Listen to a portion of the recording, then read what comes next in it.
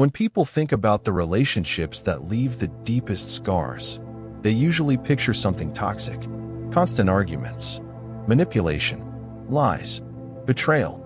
The kind of relationship where, looking back, everyone agrees it was destined to fail. But what if that's not actually the relationship that changes us the most? What if the most dangerous relationship isn't the one that was obviously wrong? What if it's the one that felt almost right? The one where there was real chemistry, real laughter, real comfort, real dreams about the future, but somehow it still didn't work. Those are the relationships that quietly stay with us, not because they were terrible, but because they came so close to becoming everything we wanted. And that one word, almost, can haunt someone for years. Because toxic relationships usually leave us asking, why did I stay? But almost perfect relationships leave us asking, what if? And sometimes, those two words become far more difficult to escape.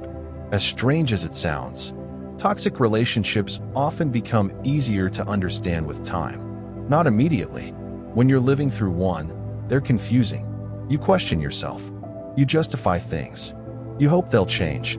But eventually, distance creates clarity. You begin seeing patterns you couldn't see before. You recognize the manipulation, the disrespect, the emotional exhaustion. And one day, instead of missing the relationship, you're grateful you left it. Because the evidence becomes impossible to ignore. The pain eventually answers the question. It tells you why it couldn't last. It gives your mind a conclusion. And while that conclusion may hurt, it also brings something important: closure. But then there's another kind of relationship, one that doesn't end with betrayal, or abuse, or constant fighting. Instead, it ends quietly. Maybe the timing wasn't right. Maybe one person wasn't emotionally ready. Maybe distance became too much. Maybe life simply pulled two people in different directions. Nobody became the villain. Nobody intentionally destroyed everything. And somehow, that can be even harder to process. Because your mind never gets the clean explanation it's searching for. Instead, it keeps asking questions. Could this have worked? If we had waited? If we had met later? If one thing had been different? Those questions don't have clear answers. And because they don't, your brain keeps returning to them, almost like an unfinished puzzle. Human beings don't like uncertainty. We crave conclusions.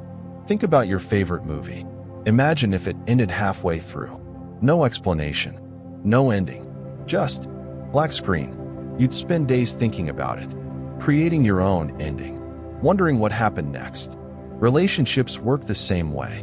When something feels unfinished, your brain tries to finish it itself. It fills in missing conversations, imagines different outcomes, replays old memories, builds alternate futures. Not because you're weak, because that's how the human mind works. Psychologists sometimes refer to this tendency as our drive for closure, our natural desire to resolve uncertainty and make sense of incomplete experiences. And when closure is missing, imagination takes over, sometimes for months, sometimes for years. There's something uniquely powerful about the word. Almost graduated, almost won, almost made it, almost together, almost married, almost forever. The word itself carries hope, because it suggests success was within reach. And that's exactly why almost relationships become so emotionally sticky. They don't convince you that happiness was impossible. They convince you that happiness was just one step away. And if happiness felt that close, it's natural to wonder if maybe, just maybe, there was something you could have done differently. Maybe one more conversation, one more chance, one different decision. And before you know it, you're no longer grieving the relationship. You're grieving the possibility. One of the biggest misconceptions about heartbreak is believing we only miss the person. Sometimes we do, but many times, what hurts even more is losing the future we had already started building in our minds. Think about it. Long before relationships end, we quietly begin imagining tomorrow. Trips we'll take, inside jokes we'll still be making years from now, the apartment we'd decorate, the holidays we'd spend together, the life we'd slowly create. None of those things have happened yet, but emotionally, they've already become real. So when the relationship ends, those imagined moments disappear too. You're not just mourning yesterday, you're mourning a tomorrow that never arrived. And that grief is difficult to explain, because nobody else can see the future you lost. Only you can. Here's the strange part. A terrible relationship often pushes you away. An almost perfect relationship pulls you back, because your memories aren't filled with constant pain. They're filled with moments that felt genuine. Real conversations, real affection, real happiness. So when you remember them, your mind naturally asks, if those moments were real, why couldn't the rest of it be? And that's where people often get stuck. Not because they're refusing reality, but because reality contains enough good memories to keep hope alive. Hope says, maybe that version of us still exists somewhere. But reality asks a much harder question. If it truly worked, why did it end? Those are two very different voices. And for a long time, hope is usually louder. The most dangerous relationship isn't the one that teaches you love can hurt. It's the one that teaches you love can feel almost perfect, without ever becoming sustainable.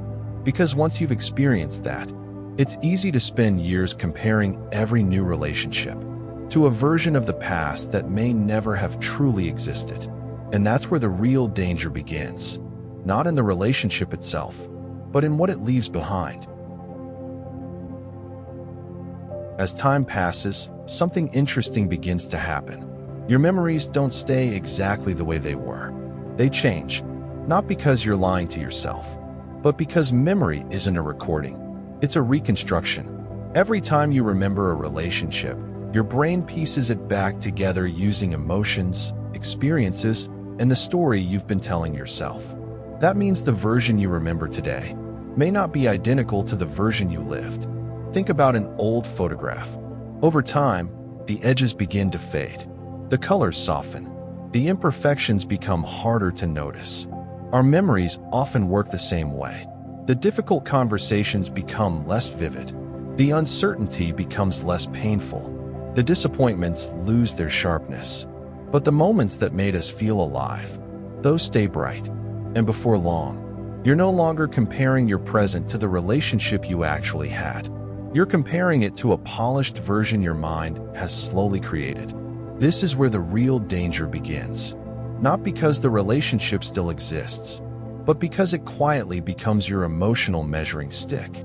Every new person is compared to them. Every new connection is weighed against a memory. And without realizing it, you're asking every future relationship to compete with an idealized past. You meet someone kind, but they don't make you feel the same spark. You meet someone consistent, but they aren't as exciting.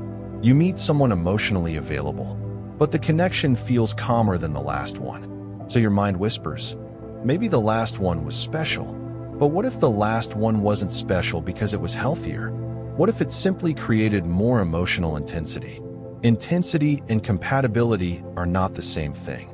In fact, they're often confused. Because uncertainty creates adrenaline. Consistency creates peace. And peace can feel unfamiliar if you've spent a long time chasing emotional highs. Here's a question that's difficult to ask yourself, but incredibly important. When you say you miss them, what exactly do you miss? Do you miss the person? Or do you miss who you believe they would become? Do you miss the relationship? Or do you miss the future you imagined together?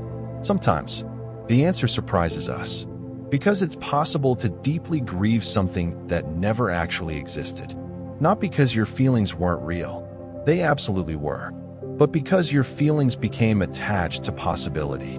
You imagined growing older together, supporting each other, building a life, creating traditions, facing challenges side by side. Those dreams were emotionally real, even if they never became reality. So when the relationship ends, you're grieving two losses at once, the person and the life your imagination had already started living. Acceptance is often misunderstood. People think acceptance means pretending you don't care, or convincing yourself the relationship meant nothing. But that's not acceptance. Acceptance says something much simpler. It mattered. It changed me. It taught me something. And it still wasn't meant to continue. Those ideas can exist together. You can appreciate what someone brought into your life without believing they were supposed to stay forever. You can love someone and still recognize they weren't the right partner for the life you needed. Those truths don't cancel each other out. They complete each other. One of the biggest surprises people experience in healthy relationships is that they often feel less dramatic, not because they're less meaningful, but because they're more stable. Healthy love doesn't constantly make you wonder where you stand. It doesn't require endless decoding. It doesn't survive on maybe. Instead, it slowly builds trust, not through promises, but through consistency. You stop chasing reassurance because reassurance naturally appears. You stop trying to predict someone's next move because their actions become dependable. And while that may seem less exciting at first, it creates something much more valuable: peace. Real love isn't always louder. Sometimes, it's simply quieter, steadier, safer, and over time, those qualities become far more meaningful than emotional intensity ever could. Maybe every almost relationship leaves us with a choice. We can spend years trying to rewrite the ending, or we can let it rewrite us. Not into someone more guarded, not into someone afraid to love again, but into someone wiser. Someone who understands the difference between chemistry and compatibility. Someone who recognizes that hope is beautiful, but consistency is essential. Someone who no longer asks, "Could this become everything I've ever wanted?" but instead asks, "Is this relationship showing me today that it's capable of becoming healthy tomorrow?" That's a very different question, and it usually leads to very different relationships. If you've ever had an almost relationship, one that still crosses your mind years later, I want you to remember something. Just because a relationship changed your life doesn't mean it was meant to last your lifetime. Some people enter our lives to teach us what we value. Some teach us what we can survive. Some teach us what we're no longer willing to accept. And some teach us that love, by itself, isn't always enough. That doesn't make those relationships failures. It makes them chapters. Important ones, meaningful ones, but still chapters. The hardest part is accepting that an unfinished story isn't always an incomplete one. Sometimes, the ending we wanted isn't the ending we needed. And maybe that's why almost hurts so much. Because it leaves us believing that happiness was just one decision away, one conversation away, one different moment away. But life doesn't ask us to live inside the possibilities that never happened. It asks us to build something with the reality that's in front of us. One day, without even realizing it, you'll think about that relationship again, but something will feel different. Instead of wondering, "What if?" you might quietly think, "I'm grateful for what it taught me." And that doesn't erase the love. It doesn't erase the memories. It simply means you've stopped asking the past to become your future. And that's one of the clearest signs that you've truly begun to move forward. Sometimes the most dangerous relationship isn't the one that broke your heart. It's the one that convinced you happiness was always just out of reach. But maybe the right relationship isn't the one that leaves you wondering what could have been. Maybe it's the one that gives you fewer questions and more certainty.